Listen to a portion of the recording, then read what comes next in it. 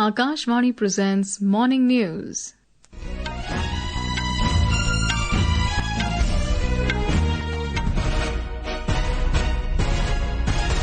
Good morning. I am Saira Mujtaba. The headlines. Prime Minister Narendra Modi to flag off 3 Vande Bharat Express trains from Bengaluru in Karnataka today. Prime Minister to also inaugurate Yellow Line of Bangalore Metro and lay foundation stone of Bangalore Metro Phase 3. Election Commission delisted 334 registered, unrecognized political parties for their failure to fulfill essential conditions. India welcomes proposed US-Russia summit in Alaska on 15th August, says it holds promise of peace in Ukraine. General elections in Bangladesh to be held in February 2026, says poll body chief. And German Grandmaster Vincent Keimer leads after 3 rounds of Chennai chess tournament. India's Arjun Erigaisi at 2nd place. And now the news in detail. Prime Minister Narendra Modi will be on a day-long visit to Karnataka today. During the visit, he will flag off 3 Vande Bharat Express trains at KSR railway station in Bengaluru. It includes trains from Bengaluru to Belgavi, Amritsar to Sri Mata Vaishno Devi Katra, and Nagpur Ajni to Pune. Thereafter, the Prime Minister will flag off Yellow Line of Bangalore Metro and undertake a metro ride from RV Road, Ragiguda to Electronic City Metro Station. He will also inaugurate and lay the foundation stone of urban connectivity projects in Bengaluru and address a public function. Mr. Modi will lay the foundation stone of Bangalore Metro Phase 3 project worth over 15,610 crore rupees. The total route length of the project will be more than 44 kilometers with 31 elevated stations. More from our correspondent. Vande Bharat service to be dedicated by Prime Minister today will provide comfortable travel option to those travelling to Belgavi in North Karnataka. Vande Bharat service to Belgavi was very eagerly awaited by the railway passengers as it will reduce travel time between the two cities. Another important project is related to Metro Yellow Line that connects Electronic City where top IT/BT companies have their headquarters. This line will also ease traffic on Hosur Road that takes us to Tamil Nadu. The third phase of Namma Metro network, once operationalized, will improve mobility by taking total metro network in the city to 220 kilometers. Sudhindra, Akashvani News, Bengaluru. The Election Commission says it has delisted 334 registered, unrecognized political parties which have failed to fulfill the essential conditions of contesting even a single election for 6 years since 2019. The offices of these parties could also not be physically located anywhere. These 334 registered unrecognized political parties are from different states and union territories across the country. National political parties, state political parties, and registered unrecognized political parties in the country are registered with the poll body under the provisions of the Representation of the People Act. As part of a tainted land deal in Gurugram, Congress MP Priyanka Gandhi Vadra's husband and businessman Robert Vadra received 58 crore rupees as proceeds of crime, Enforcement Directorate told a special court in a money laundering case. While 53 crore rupees were routed through Skylight Hospitality, another 5 crore rupees were routed through Blue Breeze Trading, said the ED in its charge sheet against Vadra and others.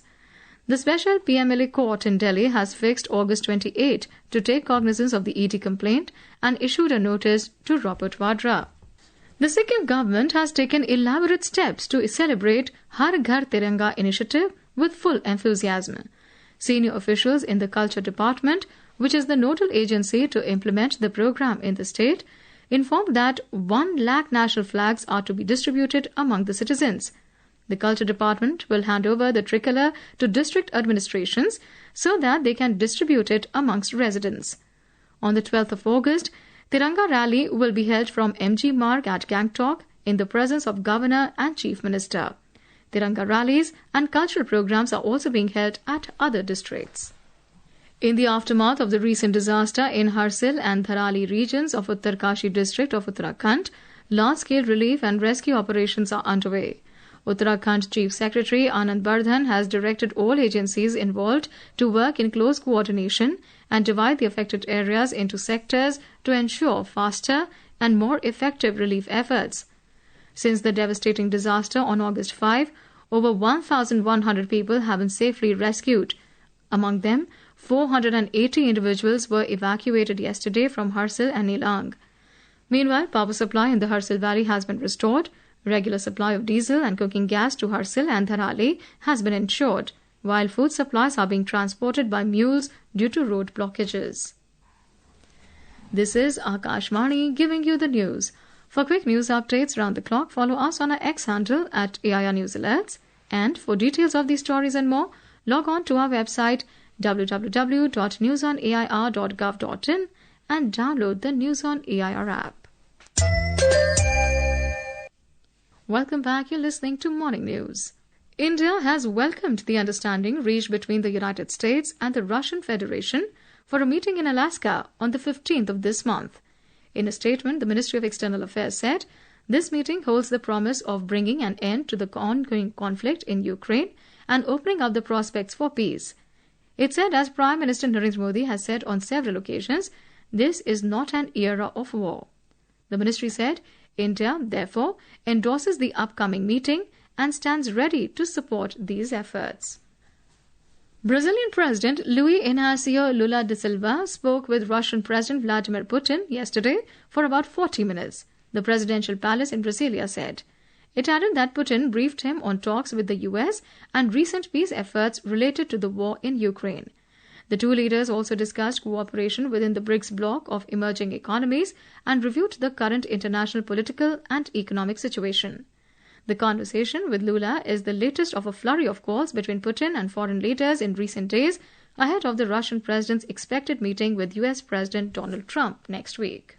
Bangladesh's Chief Election Commissioner A.M.M. Nasiruddin has said that the upcoming 13th Jyotia Sangsad National Parliament elections will be held in the first half of February next year. He said that the Election Commission will do everything necessary to hold a free, fair and acceptable election. Our correspondent has the details. The Chief Election Commissioner of Bangladesh said on Saturday that the next national election is likely to be held in the first half of February 2026. The Election Commission has intensified preparations across the country. He said that the schedule may be announced in early December, 2 months before the national election. Nasiruddin admitted that the public trust in the electoral process has eroded and also acknowledged that an encouraging voter turnout remains a significant challenge in front of the Election Commission. Naval Singh Parmar, Akashvani News, Dhaka. The Election Commission has issued a press release announcing that the draft voter list will be published today. Following necessary corrections, the final voter list is scheduled for release on the 31st of this month. World Lion Day is being celebrated today across the globe. Gujarat is marking a major milestone in the conservation of the majestic Asiatic lion. The Bardar Wildlife Sanctuary near Porbandar has emerged as a beacon of ecological restoration and community-driven progress. As Gujarat's lion census of 2025 records a historic 891 lions statewide, Bardar leads the way in expanding habitats beyond Gir. A report. Once a secondary habitat, Barda Wildlife Sanctuary now flourishes with 17 lions and 25 leopards, reflecting years of ecological restoration and scientific management. The Forest Department's use of radio collars and real-time tracking technology has made lion conservation more effective than ever before. Community participation, especially by local Maldhari pastoralites, has made conservation truly inclusive and citizen-centric. With 891 lions now in Gujarat and over half outside Gir, Project Lions Habitat Expansion has set new benchmarks for sustainable wildlife management. Today, the sanctuary is an example of India's vision of balanced development, Vikas Bhi, Virasat Bhi, blending progress with the preservation of precious natural heritage. Aparna Khund, Akashvani News, Ahmedabad. And now news from the world of sports. In chess, a strong performance from world number 5 Indian Grandmaster Arjun Erigesi saw him defeat American G. Robinson to stay in sole second position behind Germany's Vincent Kiemer after 3 rounds of the Quantum Chennai Grandmaster tournament yesterday. With 6 more rounds to go in the round-robin competition in the Masters category, Erigesi is on 2.5 points, while Kiemer continues to lead with a perfect score of 3 points after scoring another victory this time against Kartikeyan Murli victory in the classical chess tournament. In football, Mohan Bagan supergiant has reached the quarter-final of Durand Cup football tournament. In the last league match of Group B held in Kolkata yesterday, Mohan Bagan has defeated Diamond Harbour FC by 5-1 to reach the knockout stage as group top. The 3-day tug-of-war competition of the World Games 2025 kicked off at Chengdu in China with Britain's men's 640 kg team clinching gold after a dominant performance against regaining champion Switzerland. With Bimal Mahapatra, Deepmala Kaushik, Akashvani, Delhi. The 4 semi-final matches of the Asia Rugby Under-20 Championship in Rajgir, Bihar have been decided. The Indian women's team led by Bhumika Shukla will face tough competition against China in the semi-final match today, competing for the title. The second women's semi-final will be played between Uzbekistan and Hong Kong. In the women's category, both China and Hong Kong have won all 3 of their matches, securing 9 points each and maintaining their positions at the top of the points tally. In the men's category, the Indian team's performance has been disappointing. After winning the opening match, India lost the next 2 matches, eliminating them from the title contest. Today, the Indian men's team will play against Kazakhstan for 5th place. Meanwhile, Sri Lanka, which has performed excellently in the men's category, will play against China in the first semi-final today. The other semi-final will feature Malaysia against Hong Kong. India Meteorological Department has forecast heavy to very heavy rainfall conditions over Uttarakhand and Himachal Pradesh during the next 7 days. It predicted similar conditions to continue over sub-Himalayan West Bengal, Assam, Sikkim, Bihar, Meghalaya and Arunachal Pradesh during the next 6 to 7 days. According to the weather agency, heavy rainfall conditions are expected over coastal Andhra, Haryana, Chandigarh, Delhi, Nagaland, Manipur, Mizoram, Tripura, Punjab, Tamil Nadu, Puducherry, Karaikal, Telangana, Uttar Pradesh and West Madhya Pradesh today. Heavy rains lashed several parts of Hyderabad last evening in late hours, with several areas including Vanasthalipuram and Hayatnagar receiving over 100 millimeters of rainfall in just 2 hours.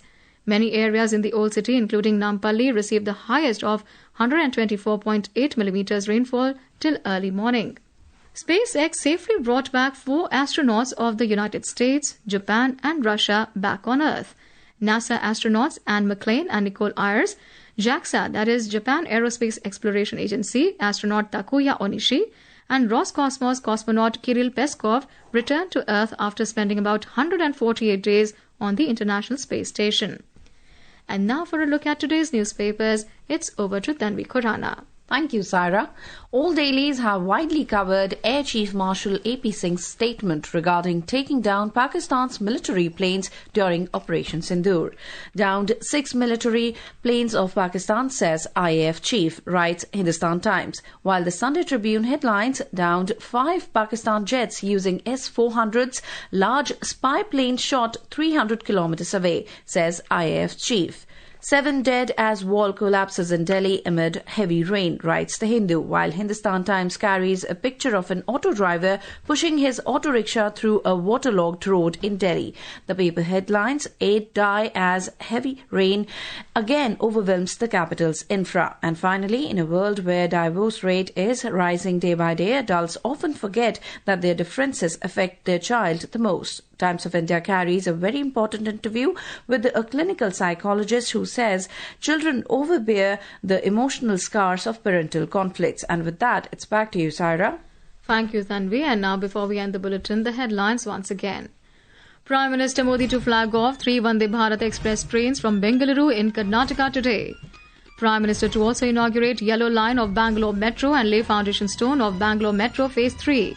Election Commission delists 334 registered unrecognized political parties for their failure to fulfill essential conditions. India welcomes proposed US-Russia summit in Alaska on 15th August, says it holds promise of peace in Ukraine. General elections in Bangladesh to be held in February 2026, says poll body chief. And German Grandmaster Vincent Keimer leads after 3 rounds of Chennai chess tournament, India's Arjun Erigaisi at 2nd place. And with that, we end the morning news. Have a great day.